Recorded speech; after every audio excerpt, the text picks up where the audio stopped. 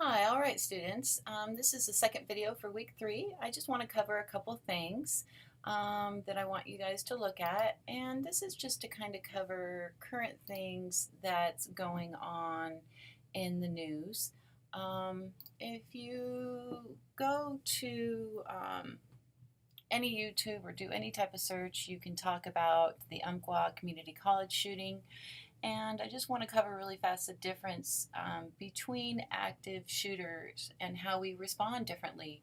For example, if you go to, and I'm just going to kind of take you to YouTube to show you some of the different, oops, I took you to the wrong YouTube, hold on, to the different videos you can view. But if you go to YouTube and you look up Columbine shooting, Columbine was a high school mass shooting that occurred. It was in 1999, and 2 high school students came and killed. This is a shooting video of it, but very scary. And at the time when this happened, police departments, regular officers were not trained on how to respond to these, and so they would call out SWAT. So during Columbine back in '99, officers really responded and helped the students that were coming out, but when it came to entering the building, that was SWAT's job. You had active shooters, and so it took them numerous hours. Therefore, because of Columbine, it really changed how officers responded to active shooters in buildings such as schools. And therefore, for example, when it took SWAT numerous hours, when you now have the umqua shooting, where you still have a number of students that are killed, and it's very, very sad. It was very different. Officers, unlike Columbine, responded, and the first detective that arrived went on into the scene.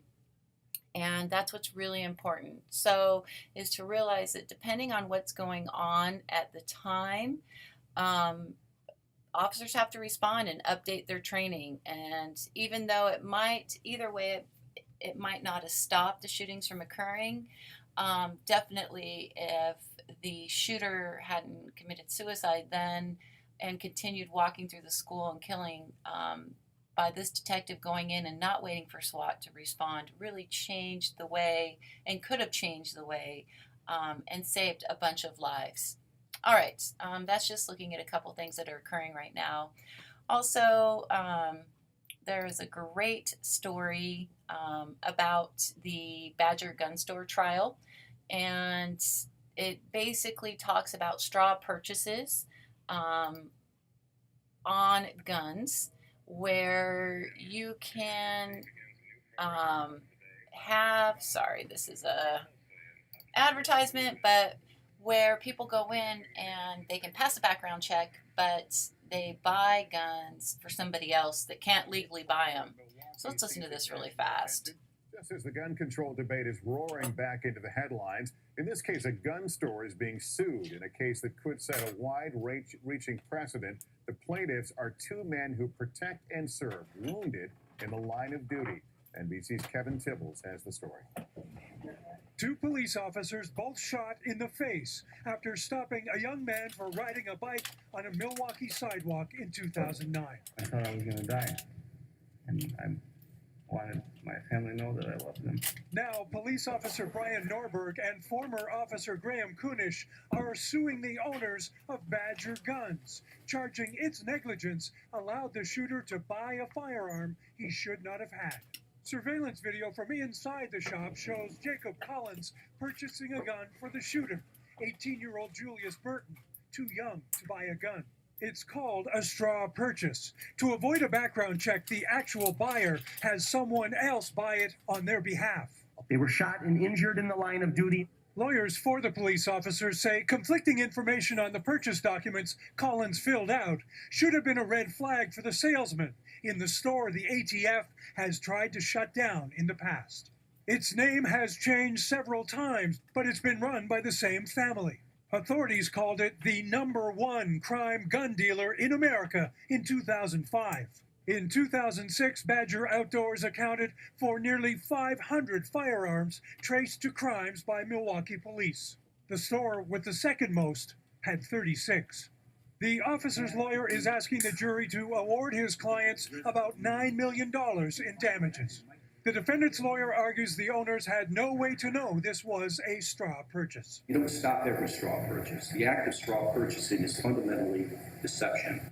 Still, those on both sides of the gun issue are watching closely. If the gun dealers lose this case, gun dealers across the country are going to have to be much more cautious in selling guns. This is a case that will have implications far beyond Milwaukee.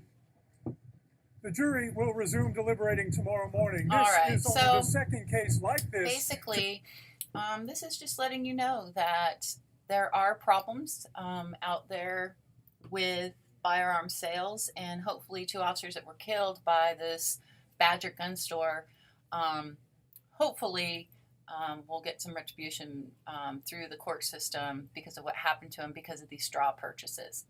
All right, that kind of finishes us up on week 3, going through some current news. A reminder for this week's assignments: you have your exam, your first exam. It is timed. It's going to open Monday, January 18th, 2016, and it will close Sunday, the 24th at 2200 hours. But once you open it up, you have 60 minutes to complete it, so make sure you're up to date on your reading and class PowerPoints.